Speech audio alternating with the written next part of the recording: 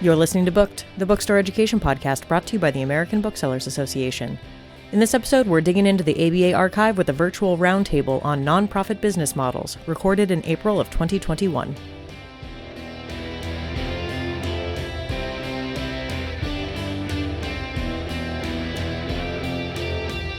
Today, we're going to have a conversation about what it means to operate a bookstore in a nonprofit model. You're going to hear from 5 different stores, each representing a different approach to this. Our speakers will share their origin story of their store, highlight what they consider benefits of their models, and touch on any limitations they find, if there are any. We're going to share a link to the handout for the session in the chat, so you can download that, and it will include some important things our speakers think you should keep in mind when you are thinking about the nonprofit model, as well as contact information, excuse me, for each of the panelists, should you have additional questions that you want to reach out to them for. So I'm going to introduce the panel, and then I'm going to hand it off to Veronica, who is our moderator. So starting with Veronica, if you could just say hello, raise your hand so people recognize you. Veronica Santiago Liu is the founder and general coordinator of the collective that operates Word Up Community Bookshop, Libre Comunitaria, and serves as the executive director of Seven Stories Institute. Concurrent to that, she was managing editor, then senior editor for more than a decade at Seven Stories Press, where she currently contributes as an editor at large. Veronica cut her teeth in bookselling 19 years ago as a book buyer's assistant and website producer at Kim's Video and Music, and in publishing 17 years ago as the co-founder of Fractious Press. She was an inaugural member of the Committee on Diversity, Equity, and Inclusion here at ABA, and she also serves on the board of NABA. Jamie Rogers Southern is the executive director of Bookmarks, where she previously was operations director for 10 years. Before moving to North Carolina, Jamie worked for the ABA as an education coordinator and at the Alabama Booksmith in her native Birmingham as an event organizer, buyer, and store manager. Jamie serves on the SEBA board of directors. Jeff Martin is an author, editor, and founder and president of the Tulsa Literary Coalition and Magic City Books. His books include The Customer's Always Wrong, The Retail Chronicles, Soft Skull Press, which was a National Book Critics Circle Award nominee and a Shelf Awareness Book of the Year, and the late American novel Writers on the Future of Books, Counterpoint. He is a contributor to Publishers Weekly, Literary Hub, Poets and Writers, Salon.com, and NPR. Most recently, his poetry appeared in the new anthology, The Eloquent Poem, Persia, edited by Elise Passion. Jeff Deutsch is the director of the Seminary Co-op Bookstore, which includes 57th Street Books, both located on the south side of Chicago. Founded in 1961 as a member-owned co-op, the Seminary Co-op in 2019 became the first not-for-profit bookstore whose mission is bookselling. And Praveen Madden is the CEO of Kepler's, a role he describes as Community Engagement Officer. Praveen assumed leadership of Kepler's in 2012. Since then, Praveen and his team have applied new ideas and principles, including the philosophy of stewardship, community financing, an innovative legal structure, and sharp focus on staff inclusion and living wages. Kepler's is the only known bookstore to have raised staff compensation at all levels by about 75%. Kepler's has developed a high-impact new program and built new partnerships with companies like SAP and Facebook. So those are the folks who will be having a conversation today about this. We invite you to join the conversation by, again, dropping your questions in chat or using the raised hand icon. And at this point, Veronica, I'd like to hand it over to you. Hi, everyone, and welcome to this, to all the bookstores, potential bookstores, booksellers who are present, and a hearty thank you to ABA for making this space. I'm as excited to be an attendee of this panel. And as you all likely know or have sensed, there are relatively few nonprofit bookstores in existence in this country. So those of us who fall into this category have not nearly had enough spaces and times to convene and share info with each other. So I'm really looking forward to learning a lot today from the bookstores gathered here. So that we know who's in the room, we've put together a really quick poll. And if it's okay to drop the poll, I think it will just appear for you in Zoom to know if you are yourself from a nonprofit bookstore or a co-op bookstore, or if you're a bookstore that is considering what direction to take and near the beginning of your journey, or if you're an established bookstore wondering about how or whether to set up an affiliated nonprofit. We would love to know that so that we can, address some of our questions later in that direction. And to give you a little bit of information about Word Up, I'm the founder and general coordinator of Word Up Community Bookshop, Libreria Comunitaria. We're located in the neighborhood of Washington Heights, which is in northern Manhattan. It's a neighborhood that's often left off the tourist maps of New York, which is a metaphor for how much it's like relatively under-resourced, although very densely populated. We started as a 1-month-long pop-up shop, the bookstore program, and there was a lot of community support, so that we got extension after extension until we ended up being at that original location for 15 months. When a new landlord closed that first location down, we did a crowdfunding campaign and raised enough money to move into the space we're at now, and where we've been for the last 8 years. We're going to be 10 years old in June. So that's a long way to go from this 1-month-long situation to 10. And we're really excited about that. We've been, for all these years, the element to us that is sort of different as being a nonprofit is that we try and operate as a collective. So at any given time, there are 60 active collective members, people in the neighborhood who live in Washington Heights, Inwood, Harlem, or the Bronx, so kind of cross-borough, uptown NYC. And for the first 6 years of our existence, we were 100% volunteer run. Now we have a small paid staff that supports a lot of the daily coordination, but we still really make an effort to work as a collective, which there are elements of what we do where we adapt like what a co-op probably does, but legally we're a nonprofit, which in the US, you can't be a nonprofit and a co-op. So the part two I should explain of the origin story, how I'm the founder of Word Up, the bookstore, but I'm not the founder of the nonprofit, which is a complicated thing to explain. When we started as this pop-up, I was doing so technically, as a program of the nonprofit Seven Stories Institute. And Seven Stories Institute's mission is to make books available in communities that don't otherwise have access due to language, socioeconomics, geography, lack of representation, and other factors.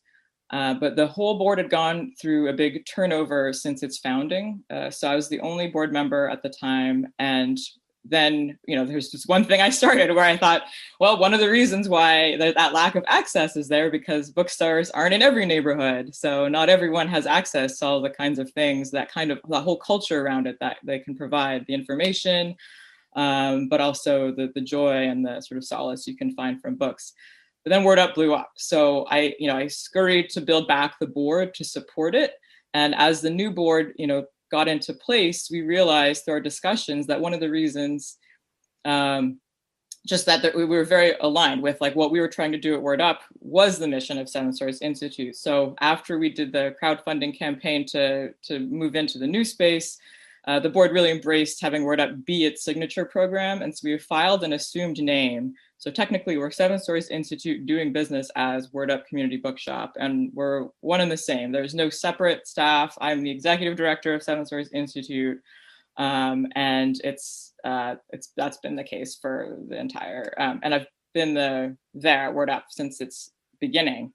We are a 501c3, and I think that, with the kinds of discussions we've had as a collective, it was, because we already had that in place, it kind of made something, once we had that decision-making process, we keep going as this, sort of separate from the nonprofit that we were kind of doing the program under or continue with it. One of the reasons we ended up wanting to continue with being, as a program and sort of embracing that way was because of the, at the time we didn't have, donations or grants, but we knew that would be an option in the future, that we could eventually ask for donations, we could eventually apply for grants, which we have since and have since also gotten. But we've also, we knew that as a for-profit, there are different rules. You can't really necessarily have volunteers. And because we'd started as a volunteer project, we knew we could still have that kind of flexibility. with the volunteer model, we've had people who volunteered all of the 10 years that they've been with Word Up. They can scale their commitment. They can move away, and like we can still find a place for them. And it sort of has stayed in people's lives in a way that a job hasn't in some cases. And so, yeah, there's a lot more I could say about the Word Up and the particular workings of it, but let me close there so that we can let all the other panelists share what their origin story and missions are, what their status is, whether their state and federal status, whether they're 501c3 or not, because you aren't necessarily, and then what they feel the limitations and benefits of operating under a nonprofit status are. And then they'll also share advice for stores who want to open as a nonprofit or transition to a nonprofit.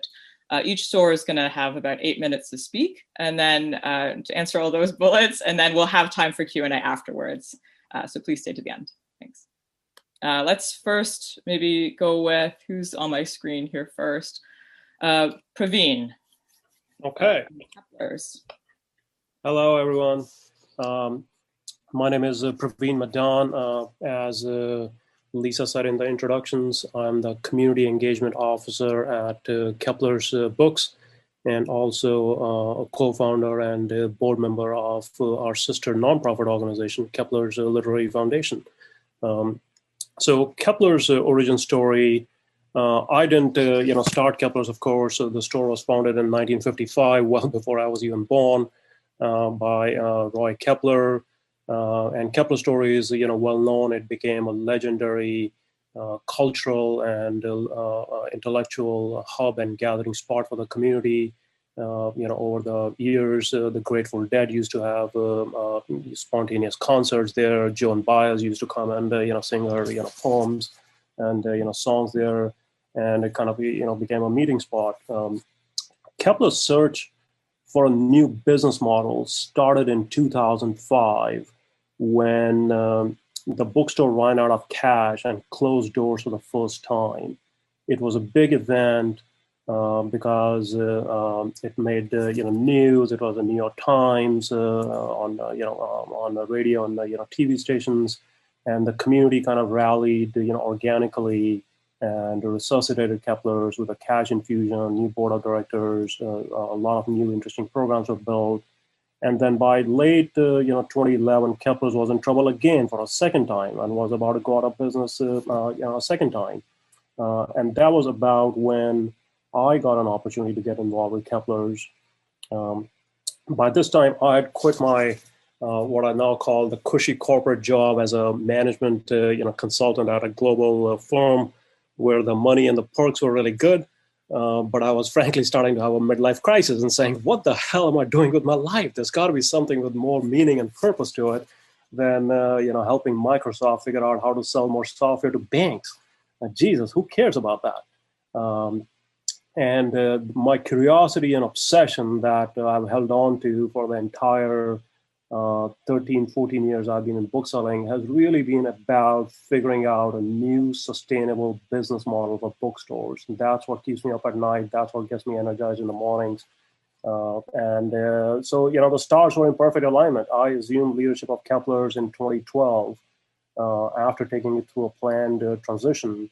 And over the last 8 years, with the benefit of a strong team we built, and many of my team members are here listening in. I want to give a shout out to them: Jean, Stephanie, Aggie, Amanda, so many others. We've really undertaken a long-term systemic transformation of what it means to be a community bookstore in today's day and age.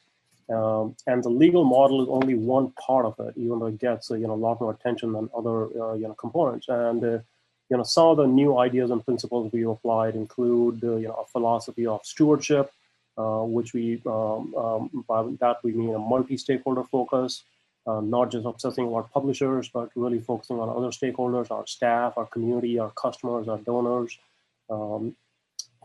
Community financing. Kepler's is 100% financed, by the community. Innovative legal structure, which I'll talk, a little bit more about in a moment, and a really razor-sharp focus on staff inclusion and increasing staff wages. As Lisa mentioned in the introduction, we are proud that we've been able to raise our staff wages at Kepler's by about 75%.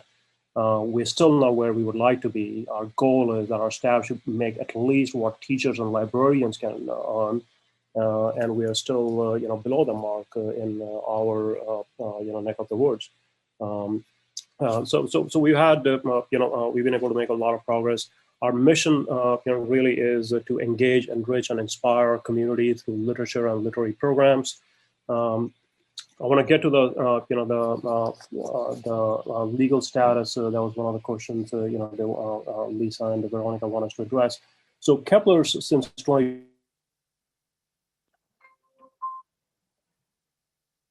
innovative hybrid model, which includes a community finance bookstore, which is set up as a social purpose corporation. It's a legal firm that's allowed in California, and a nonprofit organization, Kepler's Literary Foundation, which is at this point IRS approved 501c3 charitable organization.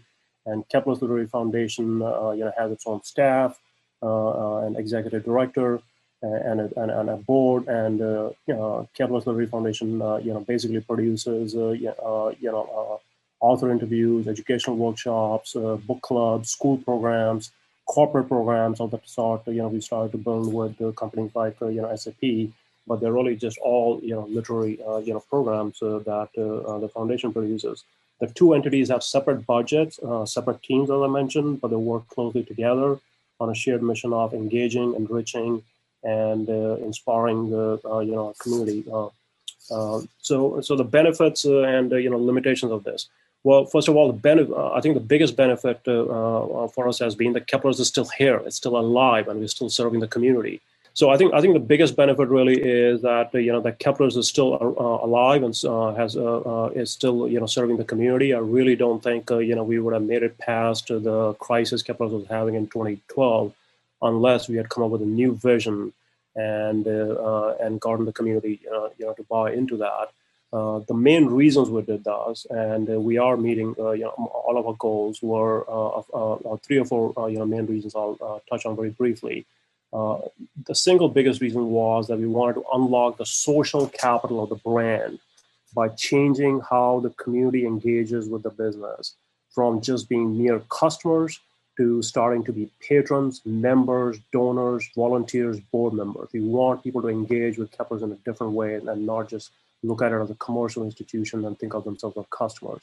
And that's taken a lot of training and messaging and communication, and I think we're making good progress on that. Second, as Veronica mentioned, I think we wanted access to tax-deductible donations from major donors and foundations. The third was our goal to improve staff wages and benefits, and I think we're making progress on all those goals. The biggest limitation of our model of having two sister organizations working together is just the increased complexity. It creates a lot more operational and financial complexity for both entities to keep track of the financial flows, keep everything above the board for potential IRS audits and so on. So it has added more complexity. So I think I'll wrap up at this point and look forward to further conversation. So back to you, Veronica. Thanks, Praveen. Up next on my screen is Jeff Martin. Hey, everybody. Great to see you. We've been doing so many virtual events. I never actually get to see people because we use the webinar format. So it's actually nice to see some faces. So I'll tell you a little bit about our story and kind of a narrative here. Our organization really began in 2009 as kind of a grassroots community organization called Booksmart here in Tulsa. So we're about 12 years into that. And we began with the idea of doing a visiting author series, where we would bring in maybe one person a month. At that time, we had no money, no resources. I went around to like hotels and got free rooms donated, and went to American Airlines, and they gave us miles for bringing in people. So everything was kind of in kind in those early years because we just had nothing but some gumption and some naivete that actually was helpful at that time. But it kind of started picking up pretty quickly, and eventually, say within a year or two, we were hosting well over 50 to 75 author events a year, and we were rotating around the city because we didn't have a home base of any kind. So we would be going to art galleries or music venues or museums or anywhere that would have a space for us. And it kind of became by accident the model where we were kind of touring people around their own city and exposing them to places you'd never go. For example, if we did an event at a synagogue, if you weren't Jewish, you may have never been to the synagogue here in town. So it was kind of an interesting way to bring everybody together. And also each event became a collaboration with wherever our host venue was, so it began somewhat organically like that. And at that time, we were using a independent bookstore here in town that had been around for many, many decades. And around 2013, 2014, that store went out of business because the owner passed away. His kids didn't want to carry it on. It wasn't necessarily lack of business, but I think lack of that iron will to keep going and grinding it out every day. So that store went out of business, and then we never sold books at our events. We'd been around for 5-ish years at that time. We never sold books. That wasn't really our model. Our model was about engagement, bringing people together. But we didn't want to have to revert to like a chain store or somewhere else. It didn't seem right. And also we were bringing in by that time, 100 plus authors a year. And the first question, of course, when I would pick someone up at the airport would be, what's your indie bookstore, question like that. And we didn't want to say, we don't have one. That didn't seem like the right answer. So we decided in 2015 to form a official nonprofit 501c3 called the Tulsa Literary Coalition, which we did. And then under that umbrella, form a bookstore. And the model we used was there were two. One was the idea of a museum gift shop, right? So if you go to any museum, for the most part, anywhere around the country, they're going to have a retail component. And most of the time, those are a taxable LLC within the makeup of the nonprofit. So the museum 501c3 owns this LLC, but all the funds from the shop go back to the museum. And that was kind of the model that we used. But there was also a local model, which is we have an art house cinema here called Circle Cinema, which is a nonprofit movie theater. And it had been around for quite some time and predated us by many years. And it functions just like any great little art house movie theater, but all the money goes back to their community programming, all the things they do. So that's kind of where the idea began. We spent a couple of years finding the space, building out the space. We're in downtown Tulsa, about 2 blocks from the historic Greenwood neighborhood. If you know anything about the centennial coming up of the 1921 Tulsa Race Massacre, which you may have read about or seen if you'd watched Watchmen or read about that, that's the area that we're in. So we're in a kind of historic space. Above our building is an artist fellowship here. It's a visual artist and literary artist. So yeah, we're actually pretty amazingly lucky that U.S. Poet Laureate Joy Harjo's office is literally above our bookstore, which is kind of an amazing opportunity for us. So we all get excited when she pops into the store. So in 2017, the week of Thanksgiving, we finally opened the shop. Now in 2016, we started selling books under the banner of Magic City. We got our 501c3 going. We were able to start making some money. And we had about a year, actually, because of the inevitable construction delays, to start selling books. So we did a big kickoff event, kind of announcing the brand, transitioning from the audience that we'd already built over that time. And we did a big event with Stephen King at a local music venue here called Kane's Ballroom, which is pretty close to our store. It's kind of a historic music venue here in town. One of the 5 or 6 places in America the Sex Pistols ever played. That's their claim to fame, so you'll hear that if you ever go there. But we did that, and it gave us that full year actually to kind of transition, because people knew about this Booksmart brand, but they didn't really know Magic City Books. But by the time we opened in the week of 2017, Thanksgiving, we had that time to kind of get the word out, start raising the funds that we needed to do. I had no real background in fundraising, and it was really a baptism by fire. We had a board put together. one of the smart things that we did was put a board together of people who had that experience. We also had, a lawyer on the board. We wanted to make sure we had someone who was a CPA on the board, someone with skill sets that I don't have that could provide that advice. And we knew we wouldn't have a ton of funds. So, instead of having to spend whatever an hour to call for a basic legal question, if you have someone on your board, for example, who can do that for you, that's really good. Lisa, how much of my time do I have left? 3 minutes or so? Okay. Minutes. How much? 3 minutes. Okay, great. Thanks. So getting the board put together, we had our first board meeting, like I said, in 2015. So it took about a full 2 years from the first board meeting to when the store opened. A lot of that was because of construction delays. Our space was in an old warehouse kind of space that had to be totally gutted and revamped. We have about 3,500 square feet. A lot of that's still office. And we have an event space, dedicated event space that holds about 80 people. But most of our events still take place outside the bookstore, especially, of course, this past year doesn't count. But up till 2019, we'd kind of gotten to about 150 events a year. And I'd say about 25% of those were in the store, and the other 75 were still out in the community at different spaces. The hardest thing in a way has been for people to understand what a nonprofit bookstore is and why it needs to exist.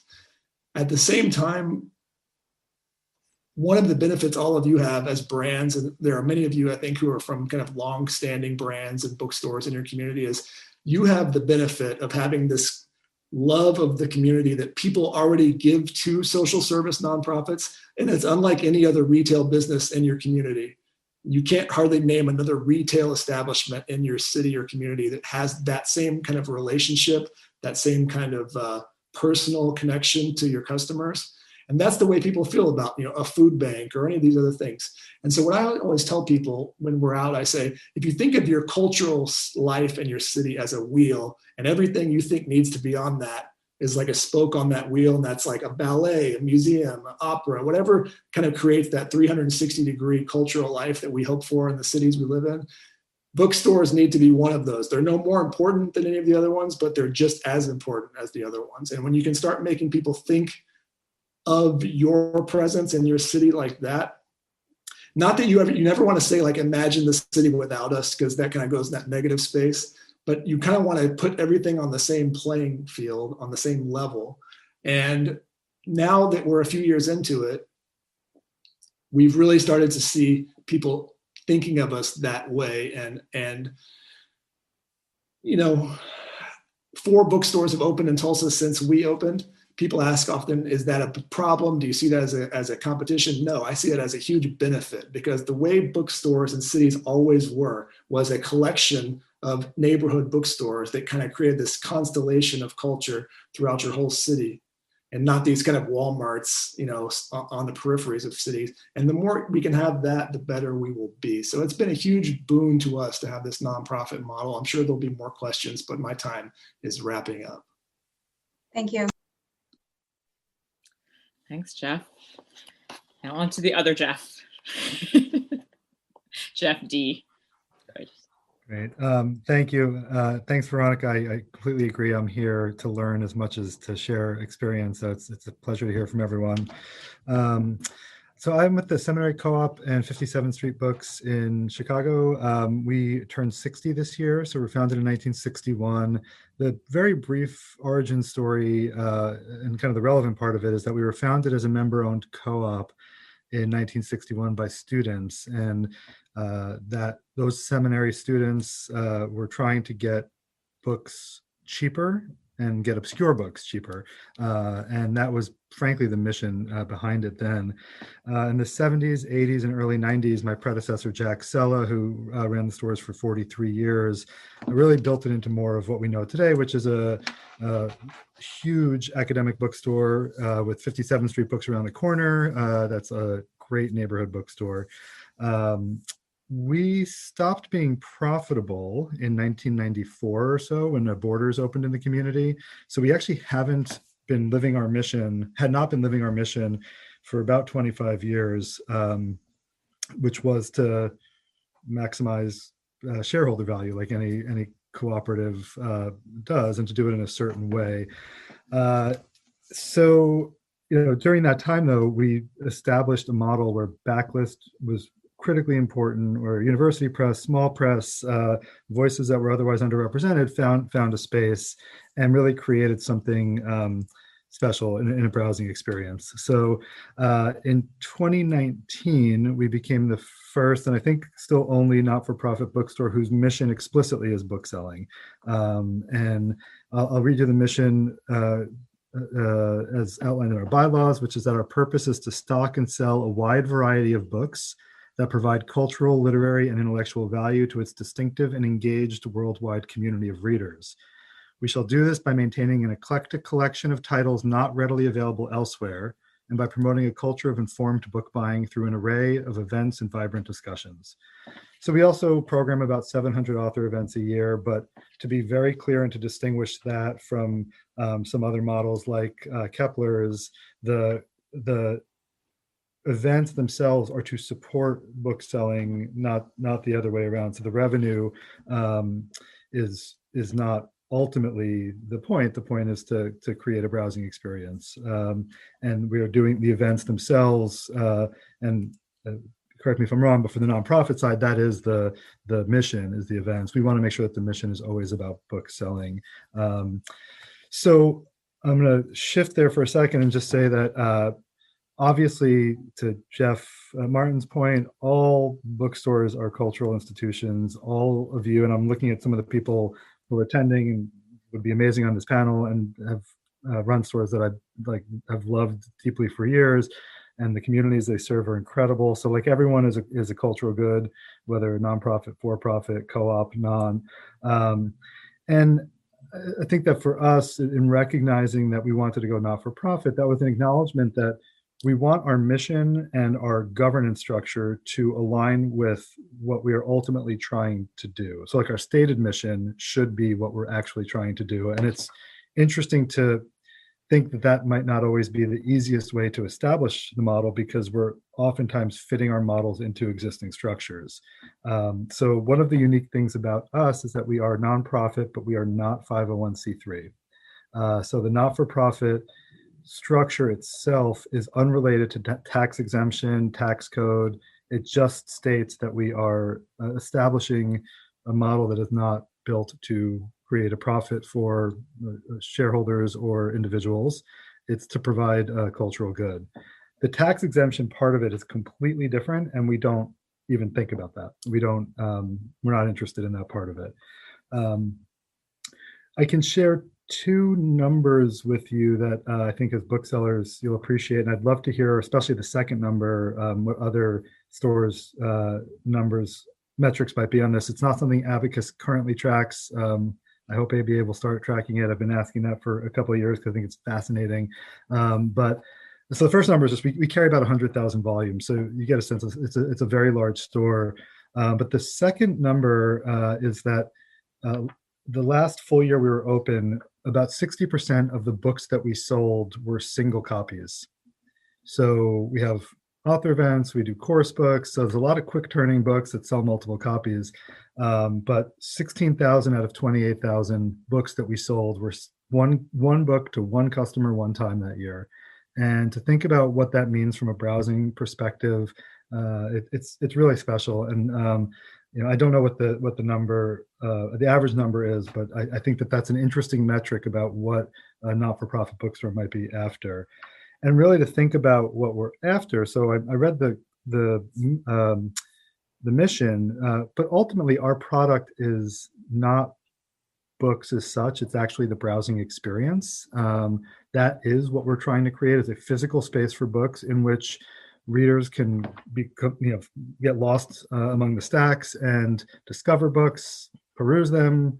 We want them to buy them. We're booksellers, but really the browsing experience matters. So even when those books aren't selling in a given year, they are earning their real estate by creating a browsing experience that is memorable and its own value.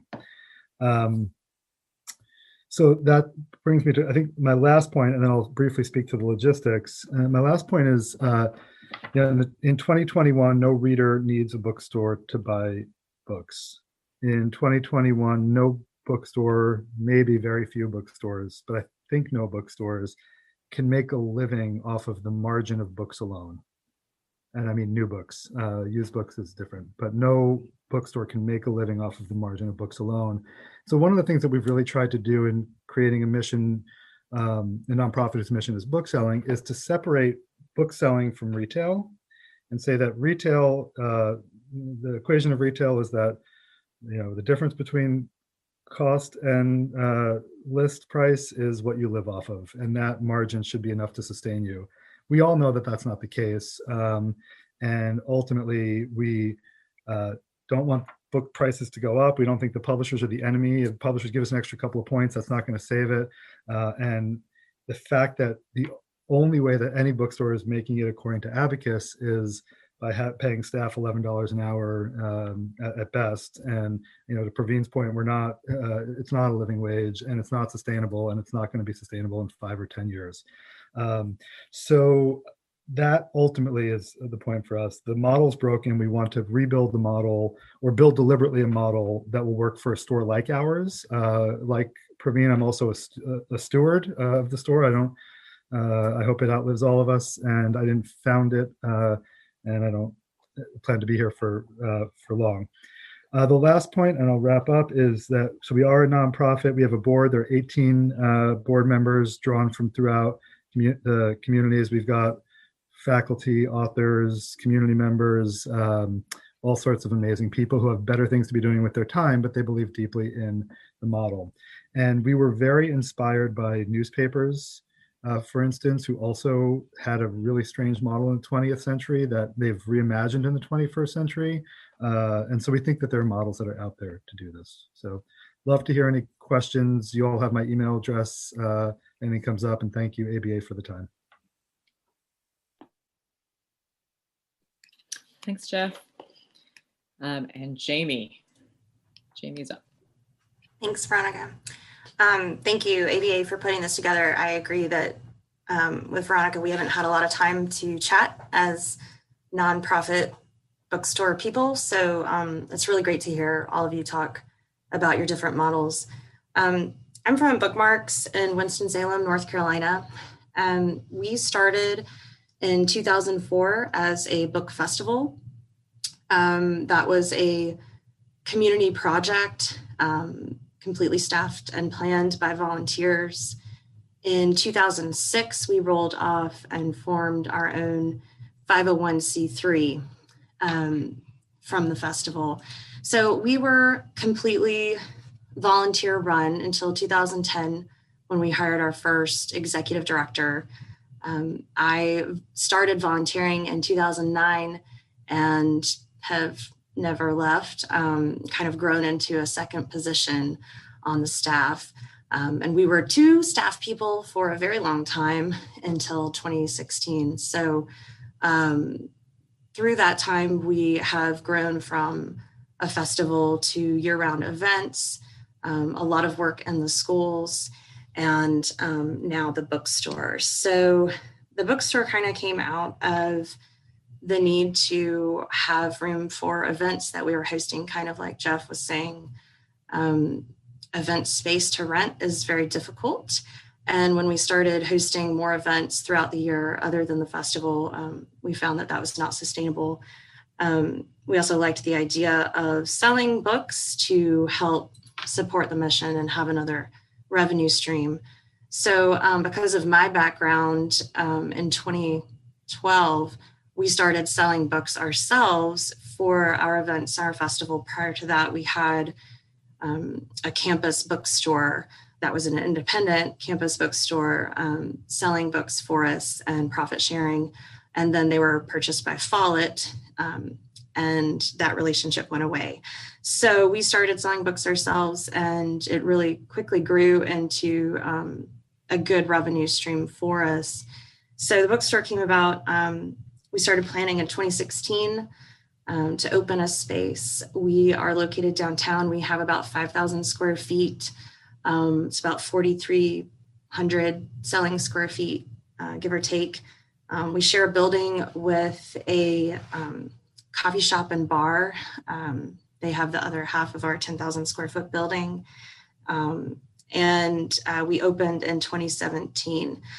So as Jeff mentioned too, before we opened the space, we had done fundraising certainly for the festival and for other things, but not quite at the level of what we did to open the store. Through community fundraising and basically just a capital campaign, we raised the little over $750,000 we needed to open the store in 9 months. So it was a very quick turnaround, and very quickly became a staff of many after having 2 people for a long time. So we'll have our 4-year anniversary this year for the store. We are a 501c3, so there's just one bookmarks entity organization. And I would say that that's probably our greatest challenge. When we opened the store, we had a lot of confusion in the community because we had been a festival, we had done some stuff with the schools, they were, it's been confusing to try to tell people what is a nonprofit bookstore, how is this different from the festival, but how does it support the festival? And from there, we've just kind of grown. So we've done a lot of other outreach initiatives. So I'd say that probably is a challenge that we have faced. And I think it was Praveen that said the complexity of this model. There's a lot of complexity tied around the legalities of a nonprofit, of what you can and can't do. Like Veronica said, with volunteers, we have to be careful about what tasks we ask them to do. There's just a whole different level of learning coming from the book industry background. Learning how to do fundraising has been a fun learning experience. I really do agree. I think Jeff was saying, just like with your symphony, your opera, whatever, we've worked really hard in our community to tell people that we are a valid art form in our city. Our city is a very vibrant arts culture. We have the first state-funded school of the arts. We have the first city-level arts council was formed in Winston-Salem. So we have a very art-centric community, and it really took a lot of time and a lot of lobbying on our part to convince the city that literary arts are just as important as performing and visual arts. Because of that, background, and because of those relationships that we've already been working to build in the community, I think it was an easy transition for us to open the store, to find the money for it, and to already have the community support, there to shop with us, to come to our events, and that kind of thing. So I think coming from, a place of a retail store that you're maybe looking at adding a nonprofit arm or becoming a nonprofit store, I think that the learning curve there is all of the legal issues and kind of navigating through that. There's a little bit of a learning curve, and we have surrounded ourselves with a lot of professional people who know how to do these things, because I do not. And we've had a lot of really great help as a nonprofit to be able to get free legal advice. We have a law firm in town that gives us, a certain amount of hours every year pro bono. We have a marketing firm that does a lot of our graphic design and PR work for us at a discounted rate. And a lot of other services and things that we need throughout the year, are at a discount. So that's certainly an added benefit. I will say, if you like being an owner of your store and you like not having a boss to answer to, going from that to a boss of 18, like Jeff said, we also have a board of 18, and they're wonderful people, but you do have 18 voices coming at you. So that is an extra challenge if you're used to being on your own. But I would say the added revenue stream, I've said this before, but the fact that my personal money isn't tied into the day-to-day, well-being of the bookstore is fantastic. We have 5 full-time employees with really great healthcare. there's just some added benefits because we have this whole different revenue stream. I really don't think that we would have made it as well through last year if we didn't have both the retail component and the nonprofit component.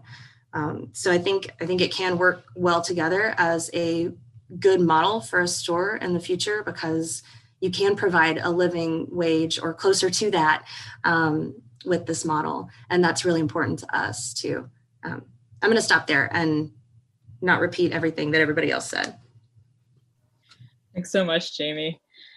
I know one thing that we've all been saying a lot is all the voices that you have to answer to. And one thing I wanted to mention at the beginning that I forgot was the one benefit that I've also felt is the book selling community is so sharing and has been so open and is such a communicative community. And I've also found that so is the nonprofit community too. And so it's like we've gained, at least for our parts, it feels like two different families that we can tap into for different kinds of resources, and it's really expanded the kinds of modeling of anything.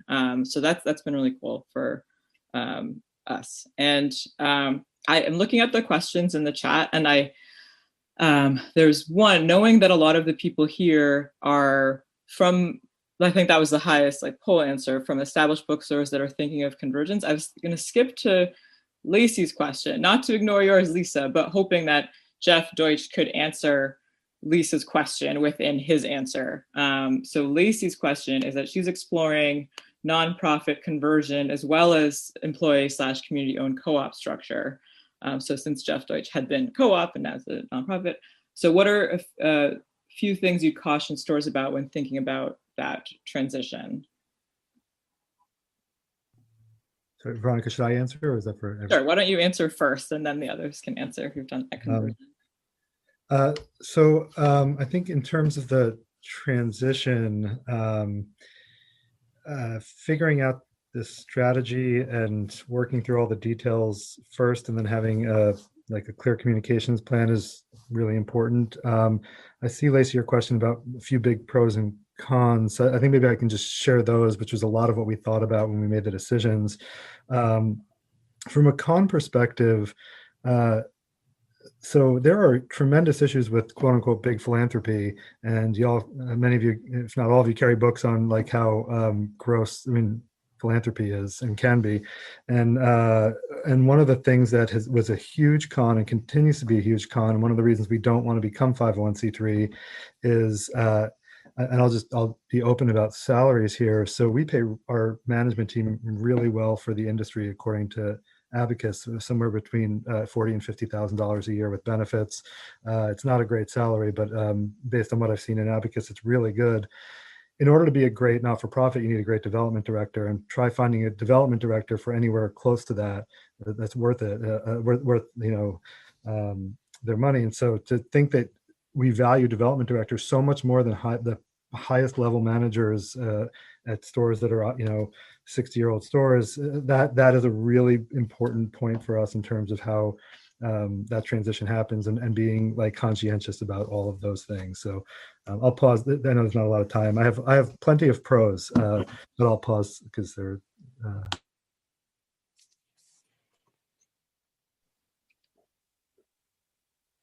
Whose conversion was first, Praveen's or Jen? Yeah, Veronica, let me take a stab at that question. So I'll start with a caveat that I'm not a lawyer and this is not legal advice.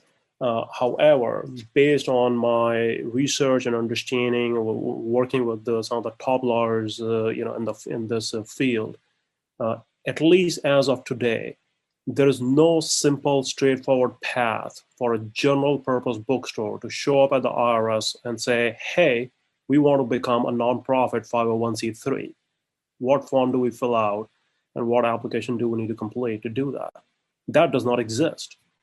And I think in terms of the holy grail for the industry, that will be something we need. I would submit that's something we need to vie for. We need to work on together, because I believe that with some systemic change that can still be accomplished, but that is not the case today. The model that Jeff Dodge has implemented at Seminary allows him to be a not-profit corporation without shareholders, but he doesn't have 501c3 status, which means he can't get tax-deductible donations. So he has a limit. We are limited because we've had to carve out our bookstore and park it in a separate social purpose corporation structure because it could not. The bookstore was too big that it could not be turned into a nonprofit. I would have turned it into a nonprofit in a heartbeat, but the IRS doesn't allow that as of today. And I believe the three other bookstores who are represented on this panel, Jamie, Jeff Martin's, and Veronica's, I believe they are managing to be nonprofits, and they can correct me if I'm wrong, by keeping the book sales revenues to be under a certain percentage of the total revenue, which is somewhere in the neighborhood of 50%, which means you have to have other 50% of your revenue coming from donations and those kind of things, which might work for some people but might not work for some other people. So the way I would suggest approaching any consideration on nonprofit model is by getting clear about what improvement that you're trying to make that you're not being able to make in a for-profit model today. If you're already running a for-profit bookstore, what is it that you're trying to do that you can't do in that model? Get clear about that. And then work with a really good attorney to help you design a legal solution that will help you unlock that value. Back to you, Veronica. Jeff, do you want to weigh in? Yeah, I think even though we're kind of similar, we're all set up slightly different too. So, for example, the way we're set up, and Jamie, for example, is set up differently. We were talking about this the other day. We're set up in the sense that our nonprofit 501c3 owns our bookstore, which is a LLC for profit, right? And so all the proceeds from the bookstore funnel back up to the 501c3. One of the benefits of that is we don't necessarily have that limit where we have to kind of keep that balance. But there is a point where if we are too profitable, our taxation changes a little bit. So, there is a little bit of, we have to split things a lot. So for example, our salaries, portion of our salaries are paid from the nonprofit side for like our event planner, which is more in line with the mission-driven side of our 501c3, whereas like the store manager is paid through the revenue of the store. So it's kind of all split up. There are pros and cons to both angles of it. That one was the one we kind of landed on because it gave us the most flexibility. But there are certainly moments where we wish it wasn't so complicated and everything was under the same. It makes it much more complicated. Luckily, we have good accountants who are doing good work every day to make sure that stays somewhat clear. But our monthly board meetings, the first 20 minutes are us explaining to all the board members all the financial complexities of how everything is set up. And so on the surface, that's been good for us. It just makes a little bit more work on the back end. Yep, that's well said. Yeah, and I think, the main difference for us, that sounds really great that you're able to separate all that stuff, Jeff. We are not. We share a building, we share offices, we share space. Some of the space is used for volunteers, some of it's used for events, and what's mission driven versus bookstore. So we're just one thing, and it does make bookkeeping a little bit easier, but as was mentioned, we do have to watch that number doesn't creep up too high. The good thing is,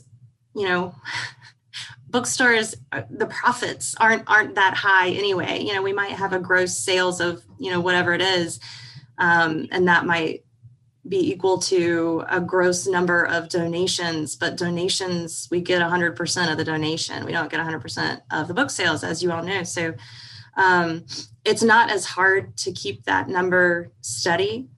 We do a lot of ticketed things. We do a lot of added donations to things. This past year, we've seen people pay for shipping, add books to their purchase to give to kids or to schools. So it's, I think there's extra ways that it's not as difficult to do the fundraising. We don't have a development director. I am in charge of that as executive director, but it's not at least for me, it hasn't become a full-time job. I'm still able to, be involved in the other aspects of the store. I think, as everybody said, there are so many different ways you can look at this. I think the important thing is to think about where you are. I mean, I'm in North Carolina, and we're in a mid-sized city, so it's a little bit different than everywhere else. Taxes are different. Your income is different. Your rent is different.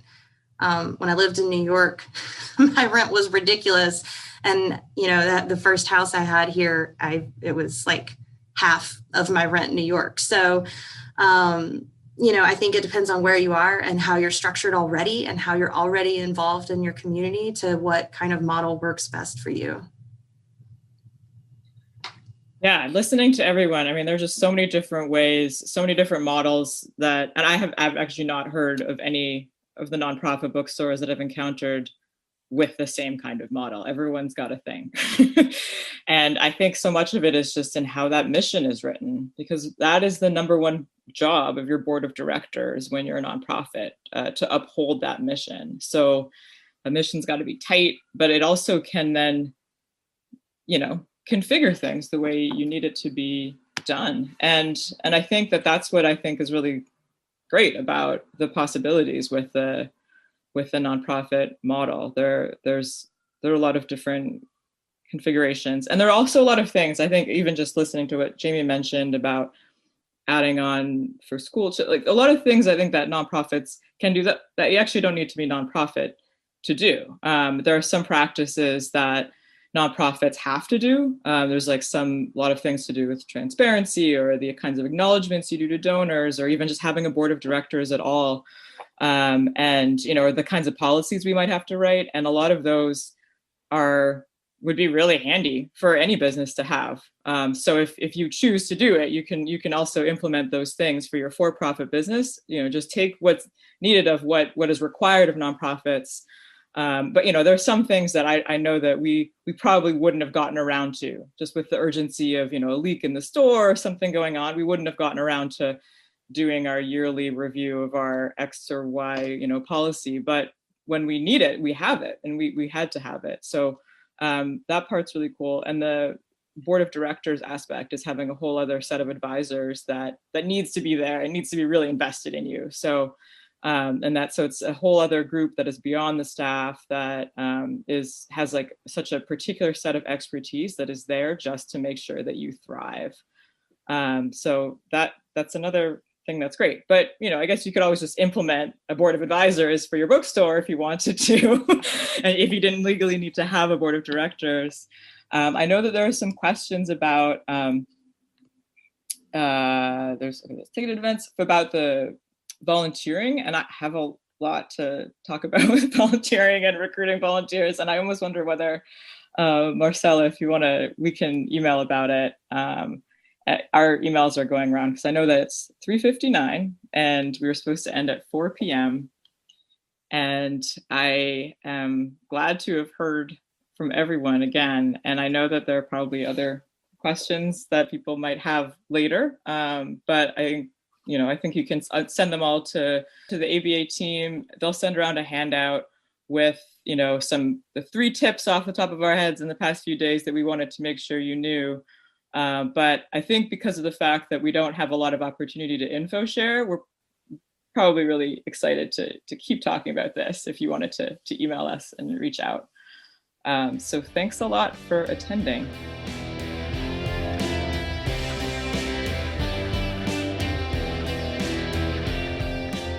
Thank you for listening to the Bookstore Education Podcast, brought to you by the American Booksellers Association. Don't forget to subscribe to the show on your favorite podcast app. Additional educational resources can always be found on the ABA website at www.bookweb.org. Happy reading!